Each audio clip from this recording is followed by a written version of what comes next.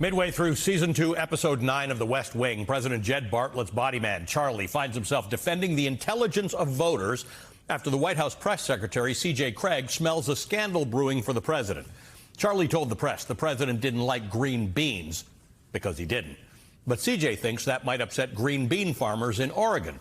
Charlie thinks voters couldn't possibly care about something like that.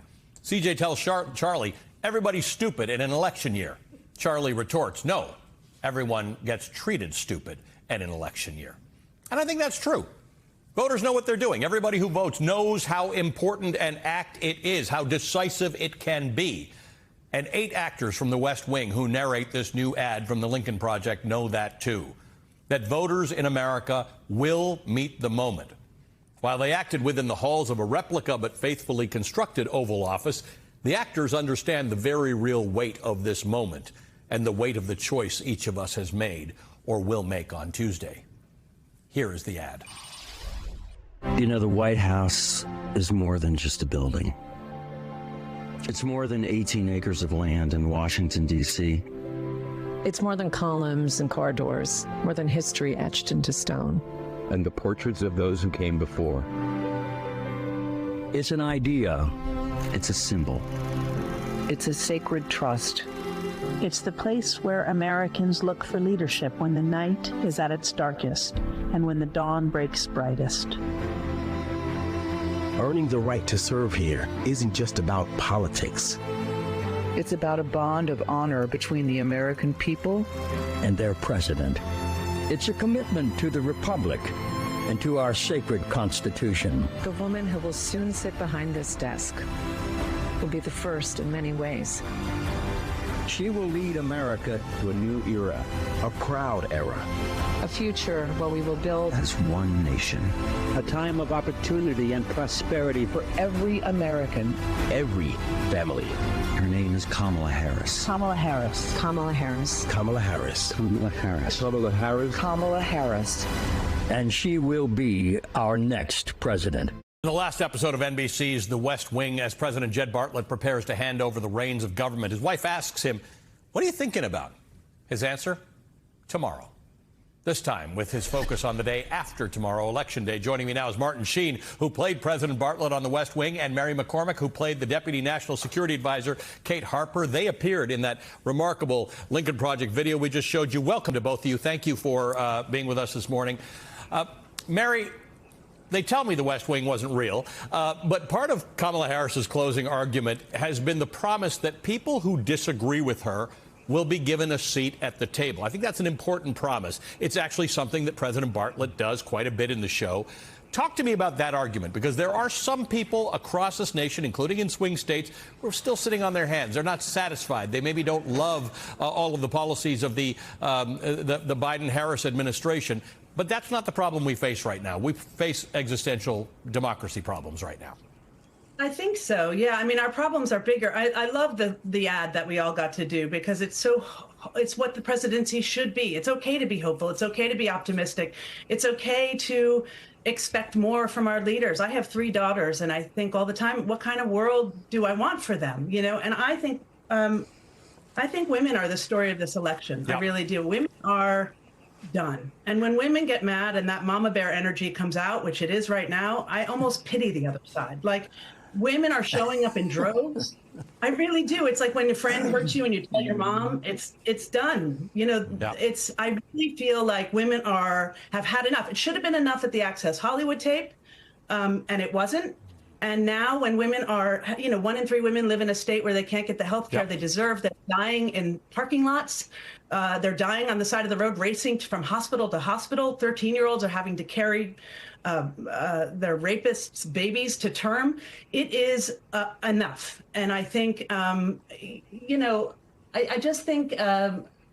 think women are the story of this election, and I'm thrilled to see it. I think you're right about that. I wish what you were saying was hyperbolic, but one of the things Rachel and I are going to talk about in a few minutes is that it's absolutely not. Women are actually dying in parking lots, trying to get prenatal care, postnatal care, whatever the case is. Martin, I think I saw something you said where you said acting is what you do for a living, but activism is what you do to stay alive. And so you've been out there, not as a celebrity. You're out there as an activist. And many people who are celebrities who are involved in this campaign are not doing this as a celebrity venture. They're doing it because they believe in democracy, as are you.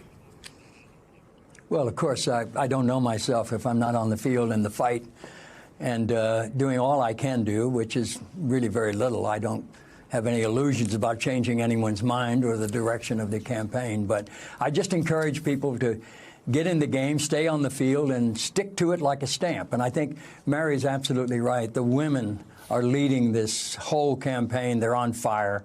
And Kamala Harris has lit a fire, and the light is on. And on Tuesday, we're going to decide if we are a nation of the people of the lie or people of the light. And they're choosing the light. The women are going to save this country and the world. It's optimistic. The ad is optimistic. And Mary, again, I want to lean into some of the nuances that not just exist in this ad, but in the West Wing. And as you all created it and wrote it, in a statement that was signed by you and your fellow cast members, you said that many of you came to the show with different political perspectives. And that's, I think, how we have to understand this election, right? We should have different political perspectives. We should be able to debate. We should be comfortable being on other sides of the political spectrum. But the focus is maintaining our ability to actually have these discussions after Tuesday. Yeah, I think that's right. And look, the coalition that exists right now, if you have Bernie Sanders and the Cheneys in a coalition, something is afoot, right? I mean, we should be able to disagree. The two-party system works beautifully when people are safe, right? When we're discussing policy, if we disagree on policy, that's one thing. But if people are dying, and if you're talking about executing your enemies, and if you're talking about if you're mocking disabled people, if you're calling our veterans suckers and losers, character matters. It really does matter, and I think America's ready to. I think America's had enough, and they want decency back. They want some dignity back. And some kindness and compassion, and I think that's where we're headed. Yeah, I hope that's where we're going. Martin, by coincidence, I wrote about you in my recent book because you played a lot of important historical figures, but I refer to a role you played in the movie Gandhi.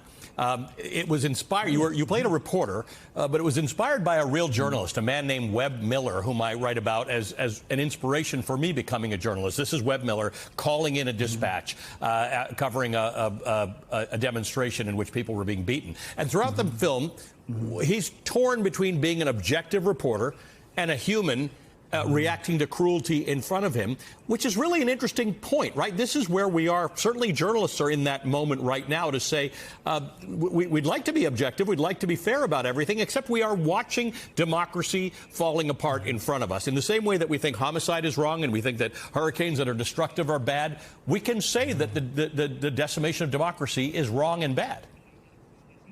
Absolutely. And, you can't separate yourself from your humanity, no matter what you do for a living.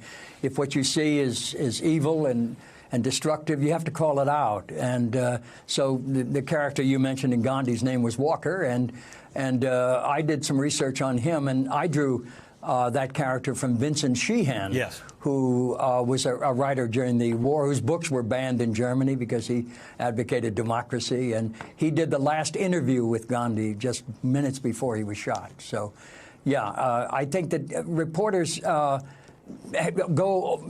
out of their way to be, fair and give everybody. But when you're dealing with absolute lies, you don't have any choice. You have to declare the truth, and you have to stand on the side of humanity. Otherwise, you distort your own spirit and the job that you're given to do. You have to report the truth, the whole truth, and nothing but the truth all the time. That's what you do for a living, and you can't pull away from that. Yeah. Christiane Amanpour was a great example of that when she was covering the war in Bosnia-Herzegovina. Another great inspiration and friend of mine. Mary, one of the things, again, that makes the West Wing relevant to this conversation, it was aspirational, right? It was the way we'd like to think decisions are made and arguments are had in the Oval Office and in politics. But it's not so far removed from the world that it's fantasy. We can live in that world where we are pluralists, where we respect the view of the other, where we understand that negotiated agreements are the way we move forward as a country. But you're hearing the rhetoric out of Donald Trump. The other side is bad. People are evil. They are enemies of the country. They're the enemy from within, the violent rhetoric. That's the part that should be unbelievable and unacceptable to us. It's all unbelievable and unacceptable. It really is. We're so far beyond reasonable debate and compromise, which is how it should work. I mean, it should be checks and balances. The two-party system works well when we can meet in the middle. But we can't meet in the middle when we're talking about killing people. We can't meet in the middle when women aren't safe. You know, when my daughter's future is unsafe, I'm not meeting in the middle there. So I think everyone gets that. I think we are a country that's just done with this and has had enough. I mean, I would argue to anyone who feels apolitical or beat up by this and exhausted, I get it. It's exhausting. It is horrible to live in this much violence and violent rhetoric. And so I would argue, vote if you can't do it for yourself and you just feel like forget it. Do it for my 3 daughters. Do it for your granddaughters, whom I know you love. Do it for your grandchildren who deserve a planet that works, and to not have to hide in schools from gun safety. Do it for all the little girls who shouldn't have to carry their rapist babies to term, and the women who are driving 3 states to try to get life-saving health care.